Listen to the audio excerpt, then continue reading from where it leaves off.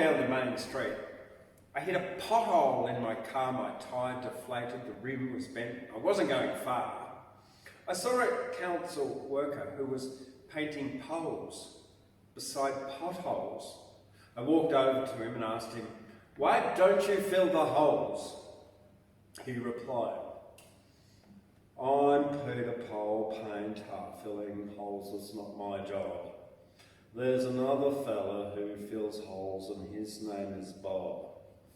Feeling so frustrated, I began to rant and scream, "You both work for the council. Am I living in a dream?" Peter the pole painter said, "There's nothing I can do. If I filled the potholes, there'd be one job, and not two. There would be no one for me to stand about with and chat. Me or Bob would have no job, and there'd be only one hard hat."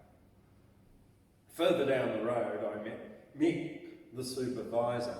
He referred me to his overseer, whose name was Eliza.